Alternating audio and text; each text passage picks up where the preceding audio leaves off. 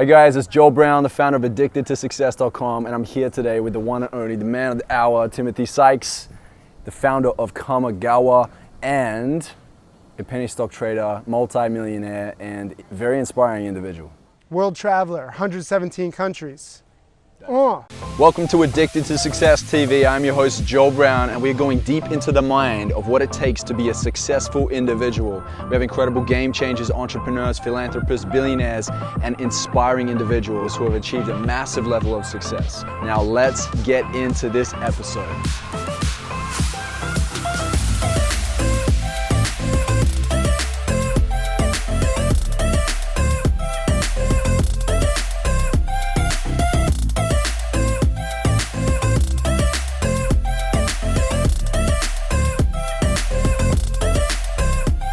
How many countries are you at, Joel Brown? 26. Let's flip this around. What happened to Addicted to Travel? Why are you staying in Bali all the time?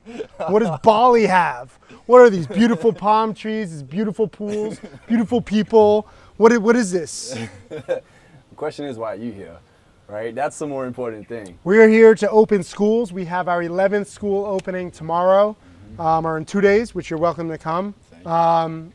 You know, Bali's just amazing. Like this is one of my something else favorite on places. as well. There's something else tomorrow night that you invited us. We have a big premiere of, we went to South Africa with VetPaw, this charity that protects endangered species and goes after poachers. So we're premiering that here, not because it's Bali, just because we're here. We're gonna link that video just below this one. It's much better than anything I've ever done because we have the man, Sam Calder, in there editing it right now.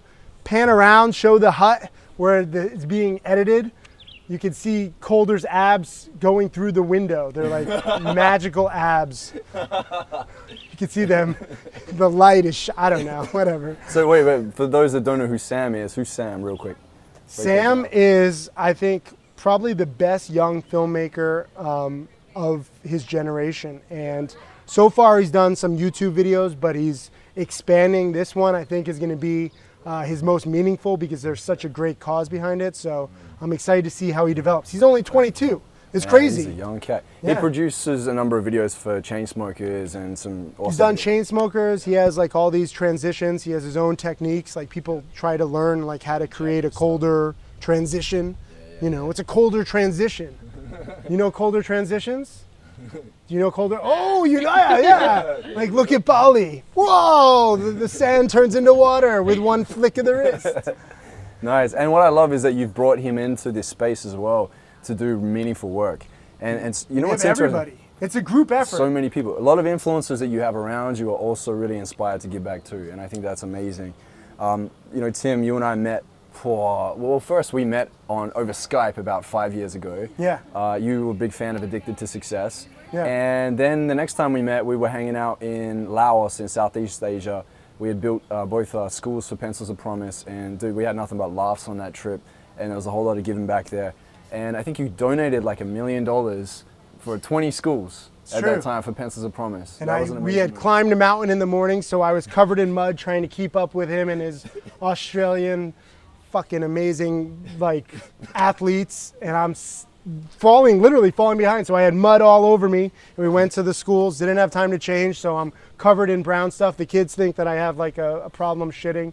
Wait, can we swear on this? You already done it. I didn't shit myself, it was mud, and donated $1 million in Laos. It was amazing. That's it. So tell me a little bit about Kamagawa, man, because this is actually really interesting. So this is my new charity community. It used to be the Timothy Sykes Foundation, but it shouldn't just be about me. I have enough shit named after myself. I don't need that. My ego needs like less these days. So we created a community. We got everybody involved, like Sam's making videos. We got Matt, Bad Boy, taking photos. We have great, you know, influencers like Ayla and Alyssa. How's it going? We got them, they're joining in. We have, you know, people just coming from all over the world. Fiona is getting a massage over there, just totally coincidentally. That's funny. You know, so we're just trying to bring everybody to, you know, experience giving back. Like they're gonna come to the school openings, share it with their community and their networks. Like they each have, you know, like 400,000 and 1.5 million followers. So getting like the social media involved in charity and giving back and seeing how it can be cool. Love it, man. Here's the thing. For some reason, giving back is not so popular. Doesn't seem to be common. I feel like whenever you share something around giving back, it can have a hit on the engagement. Why do you think this is? So this is why like the Kardashians don't give back, because they don't want to hurt their engagement. It's a problem because giving back isn't cool. Like if I post pictures of my Lamborghini, like everyone's like, oh yeah, fucking Lambo, that's awesome. A new school, it's like, oh yeah, that's good. Good job. Golf clap. But like we're trying to change people's priorities. Like it shouldn't be about the Lambo. Like when you get rich enough, as any of you can do, if you're addicted to your work and you love it enough and you have enough patience and you're honest, you want more out of life. Like the Lamborghini, I have a few Lamborghinis, I'm very blessed. They mean shit to me. Like I drive fast, I feel nothing anymore. It's sad. When I open a new school, I feel a whole bunch of stuff. So it's like next level emotions. Right. And I think more people just need to do that. Like I think we live in a very superficial society where it's like cash, cars, like trips. Okay, we're here in Bali. I have a few cars. I've been known to post, stacks of $1 million on social media too. I get it. I've been on the other side. Now it's like I've evolved and I want other people to do that too. Right. Let's talk about money real quick. This is a big conversation for so many. You've obviously run into a lot of money. You know how to make money. You donate a lot of money. How has your view of money changed from, let's say, penny stock trader Tim Sykes on, all over TV to then where you're at now when it comes to money? Like, how do you view it? Yeah, I mean, I What's grew your beliefs up. I in grew up middle class. I just wanted to make a lot. Like I wanted to be rich. I wanted like the fancy cars. I wanted the lifestyle. Right. But once I got it, it's like, okay, that's cool. But what else is there? Like I know a lot of rich people, they're not happy because they thought that making all this money and having all this stuff would make them happy, and then it doesn't. And then they're like, oh crap, like that's depressing. I think now I appreciate the freedom the most of all. Like I'm able to, I moved my parents down to Miami. I bought them a nice place. I'm able to take care of other loved ones, myself, friends, random communities. So you kind of learn what makes you happy over time. And that's what it comes down to. I think too many people don't adapt. Like if you had asked me like 10 years ago, would you be building schools? I'd be like, shut the fuck up. Like come for a ride in this Lambo. Let me show you what really matters. And then you learn what matters and what doesn't. So I think social media, even though right now it's very basic, like we're looking at it on this little screen, we can't really experience it. I think that there's potential for people to feel more from it and, really get inspired. Like this video that Sam Calder is working on about VetPaw, little charity, only $1 million in funding. Hopefully we can showcase their great work, get them more funding, save more animals, go take the fight against the poachers because it's so important, but people don't know it. So I think social media can change people's values and perceptions. Absolutely. That's my hope. Share what happened in Africa when you were up in the helicopter. There's rhinos around. So VetPaw does a lot of stuff protecting animals. One of those animals is the rhino.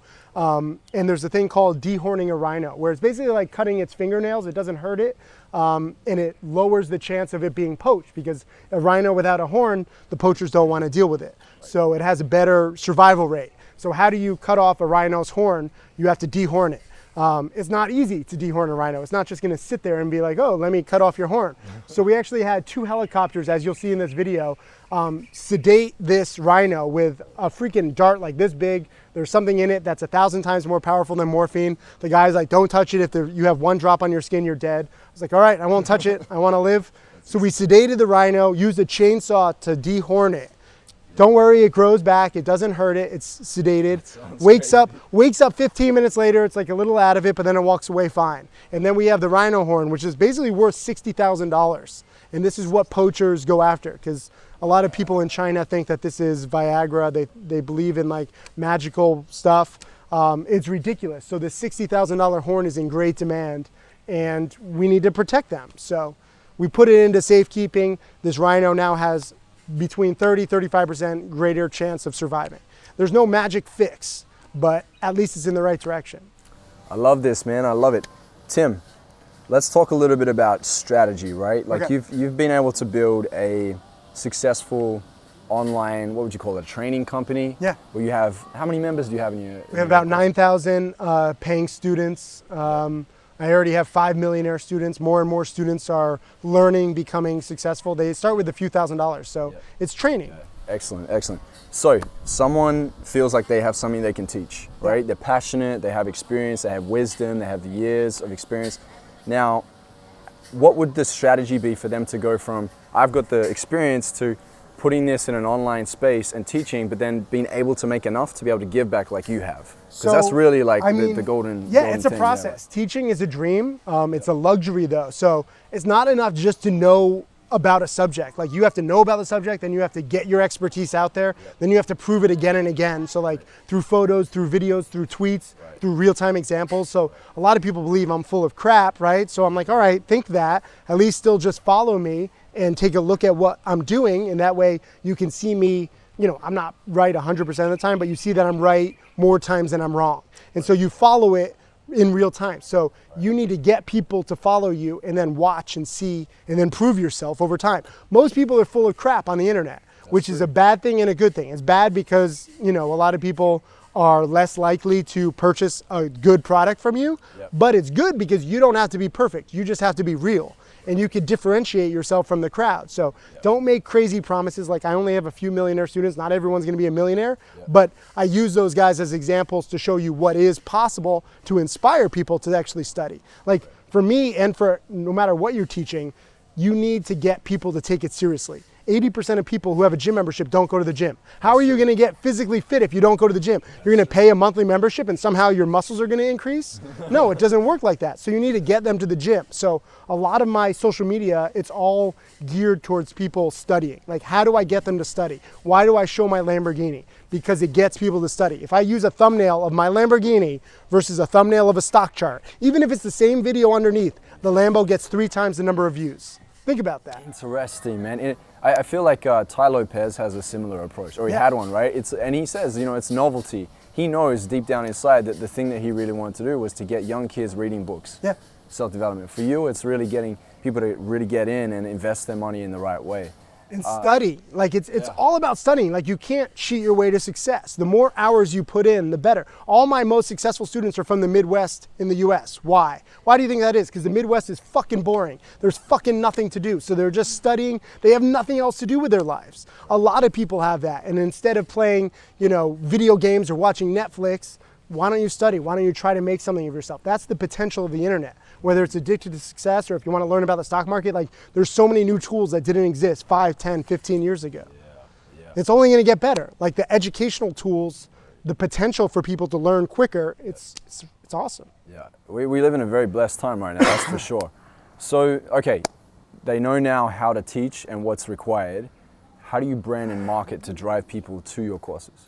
You have to test and tinker. That's another beautiful thing of social media. You can see what gets the best engagement. You can see the comments, you can see the likes. More than just that, you can see like what drives people to your website. Like look at the number of clicks. How much time did they spend on your website? Like when I did a thumbnail of a Lamborghini, I was like, no way is this gonna work. And then I see they're watching the video not just 3 times the amount of people, but they're watching it 4 times as long. So you can see like the average number of minutes spent watching a video. So they're watching the video for 16 minutes as opposed to 4 minutes with no Lamborghini. And I'm like, okay, so you learn from the data and you adapt in the pursuit of success. And it doesn't matter if you're teaching the stock market or, you know, cooking or anything. You just want people to consume the data, and then, you know, how do you give like better content? That's all, you know, you live, you learn. Like I'm a better teacher today than I was when I first started 10 years ago. Absolutely. Even though it's the same stuff that I'm teaching, I've learned what students learn better. So I'm learning and they're learning. Yep. It's a process. Absolutely. And so when it comes to making money, let's say you've got to the stage where you bring people in, you're a great teacher, you got money coming in. What would you advise people to do if they had their first million? Their first $1 million? Mm-hmm. I mean, enjoy it. Like that's the dream, right? I would not spend a lot of it, but definitely take pride in it and like treat yourself. Because did they make this? Did they inherit this? Give me like the backstory. Are they selling vitamins? Are they selling acai berry bullshit on the internet? Like they made it. They're legit. And they made it the good way. Because they followed your steps. They've listened to this interview. They followed your steps. Okay. Now they have their first million. Well, then they don't need me anymore. All my top students don't need me anymore. They're self-sufficient. But if they still somehow do, invest very carefully. It doesn't matter how much you make. You know, if you get too cocky, the market will humble you. So I always say, like, look, no matter how much you made, like whether it's $1 million or $100,000 or even $1,000, use a small portion on investment. Like any investment can turn bad. Anything can happen in life. And I've seen a lot of stuff in 20 years in the stock market, 10 years in teaching. where I know enough not to get cocky. Right. But a lot of people don't know that, especially in the beginning. You're like, you make money, it's like, oh, it's so easy. Yeah. All it takes is that one time where you're so cocky, then you lose everything. It's not so easy anymore. Humbles you real quick. Yeah, exactly. Sure. So. What do you invest in? Can you list the number of things that you've invested in? You feel like that's a good investment? So many different things. I'll tell you my latest investment. It's cool. It's called Outstanding Foods. I don't know if you know them.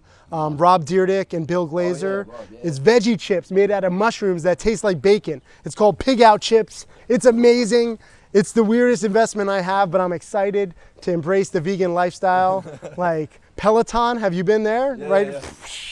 Yo, vegans, good job. Your stuff is tasting great. For a while I made fun of you, and you know, you guys aren't the biggest fans of me sometimes when I tag like my steak stories and I tag vegan, but I think that we're getting like friendly. That's funny stuff. What else? What else have you invested in? A lot of just, you know, real estate. Like I bought a house for my parents. We're actually expanding that. That's kind of cool.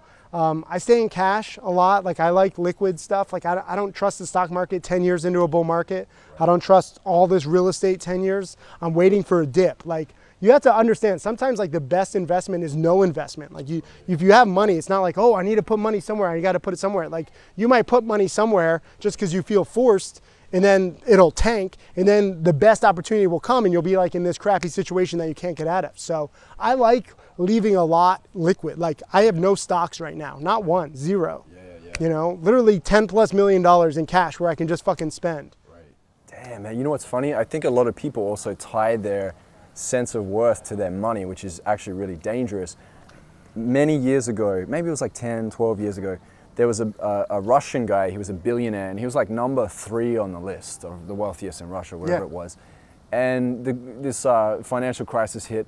He lost billions and billions of dollars, right? He went from, let's say, he was like 30 billion down to like 16. Yeah. And his whole worth was like tied to it, that he ended up committing suicide. Yeah. But then 2 years later, his money went up, and it went up to over 30 billion. So this guy would have pushed himself up to number 2 or number 1 or whatever it may be.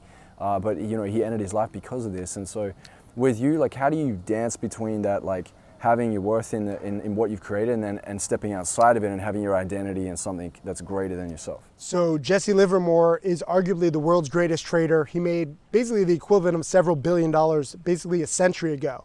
He started with nothing, and he went up a lot, and went bankrupt, up a lot. Eventually he went bankrupt and committed suicide. He was off by a little bit in the great crash of 1929. So I think about that. The greatest stock trader of all time committed suicide and went bankrupt.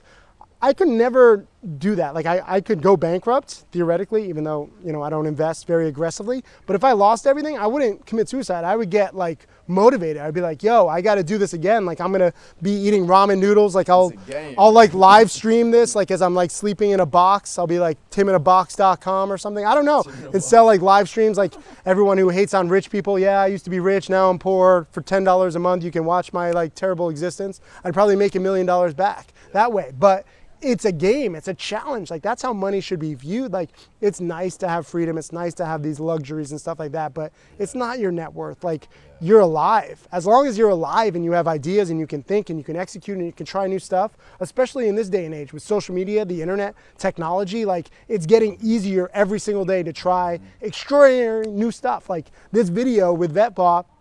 Okay, Sam's videos usually get like 3, 4, maybe 500,000 views. Hopefully this gets over 1 million views and actually changes things in Africa. It has that potential.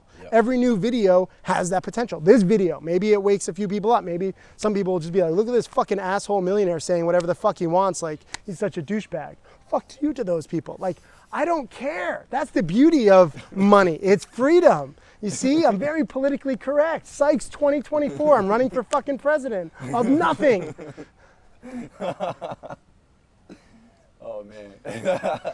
I don't know. Sometimes I just like talk and shit comes out. So, but that's like what is the potential here. Like you don't need to get all your hopes up based on money or not. Like every day you're alive, something new is happening. Like every day there's new technologies. I think that's the best thing. Like we're in this amazing time. Like you could do interviews 50 years ago. Okay, it's a good time to be alive. Maybe 50 years in the future. Okay, it's a good time to be alive. Like right now I think is probably the best just because, you know, the internet is just 2 decades old. Like we forget that. Like It's It's a teenager. It's young adult it's right now. so young. Yeah. Like it goes out for like crazy nights drinking and like regrets it the next morning. And it's like, oh, what did I do? Oh, you're just barely old enough to drink. Like you don't know shit.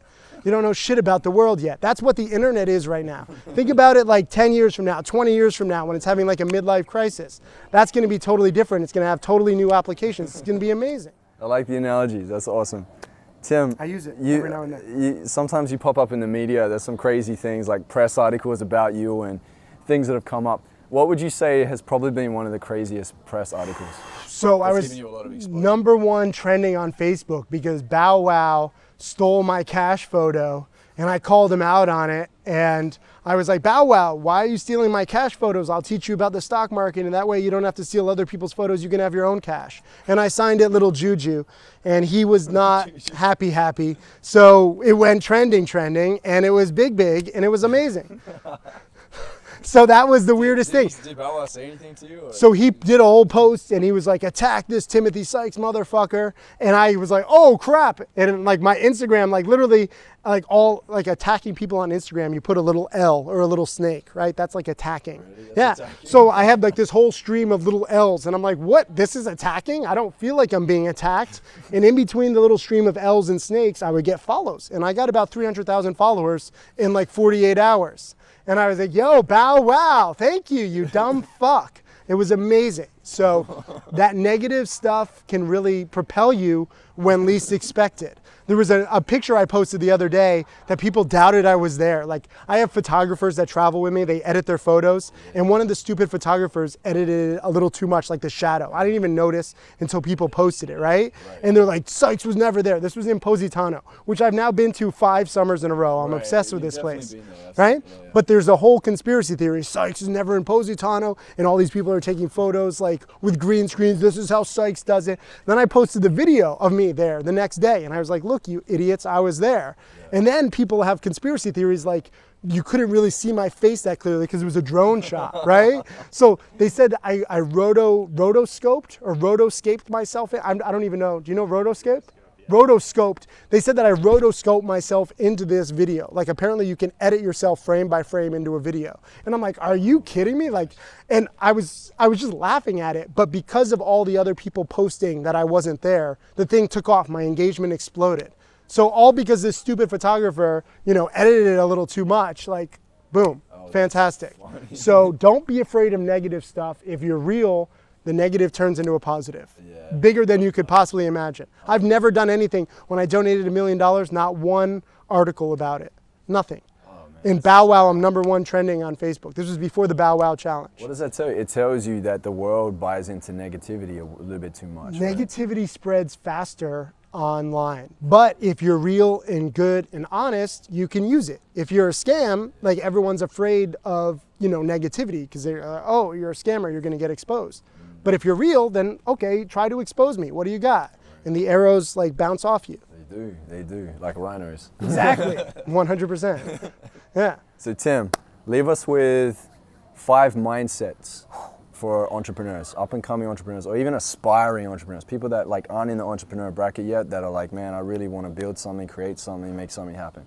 #1, find out like what you love and focus on that. It doesn't matter what has made money in the past. Like if you want to be a doctor or a lawyer or some high paying job that your parents want for you, none of that matters. If you love video games, if you love, what is that video game that everyone loves?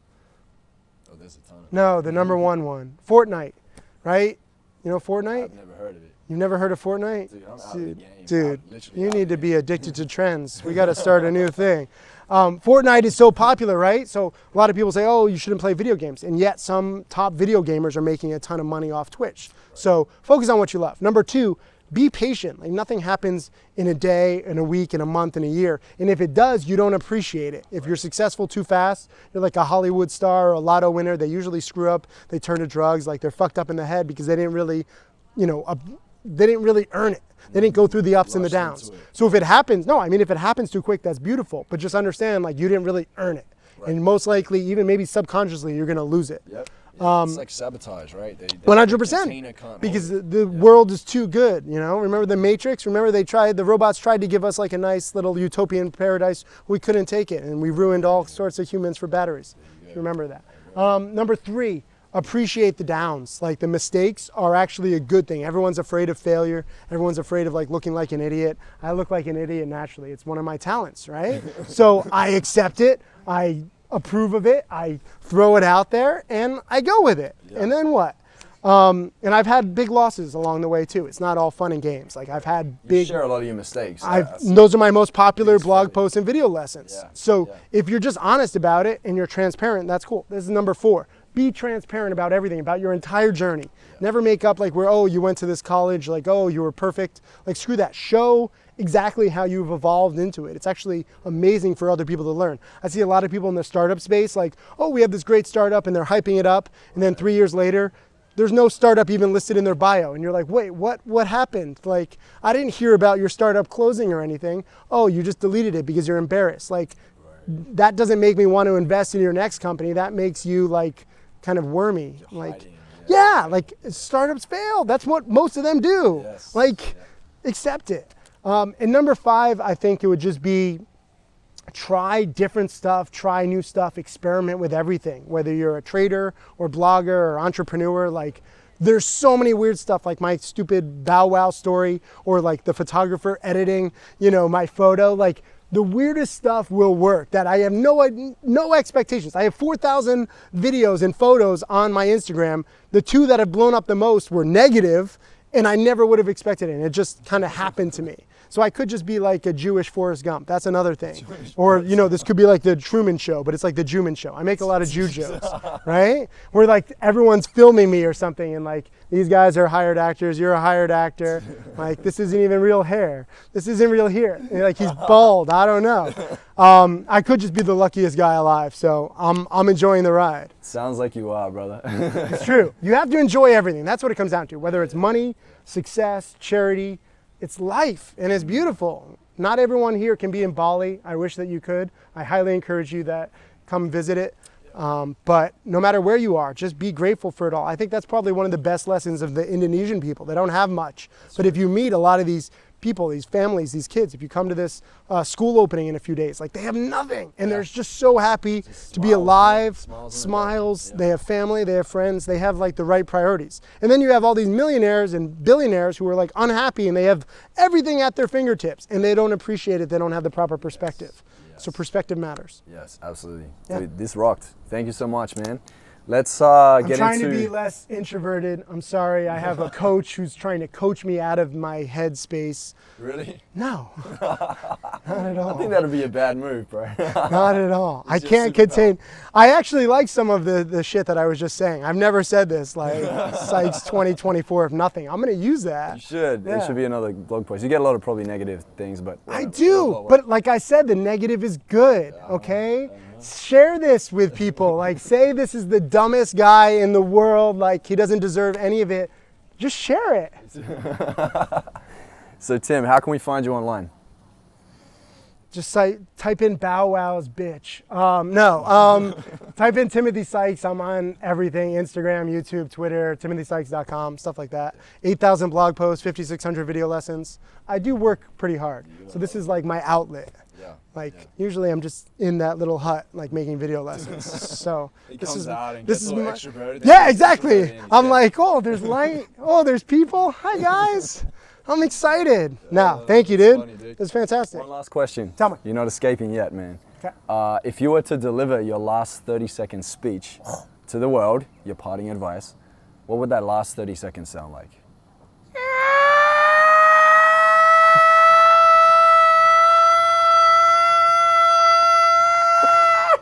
I can't do it for 30 seconds. I was like, you know, what is that? What is that from Dumb and Dumber? You know, like, what's the most annoying sound in the world? It's cool. It's not like it's being recorded or anything. Don't deflect it, bro. What would it be? What would it be? If I could have gone for 30 seconds, that would have been my final answer. But what was that? It was like 7 seconds. That was shit. No, I really, all jokes aside, I would just say, you know, this time, this chance, this opportunity that each of us has, like no matter where we are in the world, like no matter who we are, our background, our upbringing, our skill set, this day and age, this time, this place, it's right now. And people just need to appreciate that and be like, holy crap, like, let me not waste this. I think there's a lot of people who have too much wasted potential because they're like afraid for whatever reason not to focus on what they love and to like really get out there. They're afraid of the reaction. I think I've shown like I don't care what people think of me. Like that's what you kind of need. You need that lack of fear. Maybe I should have a little more fear. That might protect me a little bit. But other than that, like just get out there. And obviously, you know, if you do have money issues, which a lot of people do, like it's all nice, oh, focus on what you love. Yeah, I have to work a normal job. Study at night, study on weekends, like practice in your like off season and off hours. Like there's so much time that we have that we waste that we don't really recognize. Like we think we have to do everything between 9 and 5 p.m. Like you don't. Like you have your entire life, sleep less. Like set your alarm like 1 hour earlier in a day and just focus on what you love, to study it. Not even that you're gonna make money on it, not that it's gonna be successful, but like if you like collecting bugs, like focus on that for an extra hour per week. You'll be shocked at what you can do over 1 year, 2 years, 3 years, 5 years, stuff like that. Maybe 2 hours per week or 5 hours per week. It all depends on how much time or how much passion you have. But that is what I think that more people should do. I don't even remember what your question was, but I think that was my answer. And just to wrap it up too, man, there was a quote I shared the other day, and it says something along the lines of like, you're not tired because you're actually tired, you're tired because you're not focusing on the thing that lights you up from within. Ooh, I like that. That's the passion right there, so I love it. And, you know, I took a sound bath the other day at the Pyramids of Chi. That sounds like something that they would say. They're so wise. Have you been there? No, I haven't. It's pretty cool. I highly recommend it. Yeah, you know what a sound bath is? Yeah, where they come in. Don't they play like a didgeridoo or like they have like a gong or something like that? They have and a you gong. lay there? What is a didgeridoo? What do they play? A flute? It's an Aboriginal thing, man. It's from Australia. They have the bowls. They have the medicine bowls, and it vibrates. And we're made of 70% water, so you feel the vibrations. It's actually pretty cool. But they say wise shit like that too. Oh yeah. Yeah. Yep. They get all Yoda on you. Yeah, yeah. They have like it's a good experience. You should try that. I'm gonna get you one. All right, you do that, brother. Big love, man. Thanks for jumping in. Thanks, man. Appreciate you. Cheers.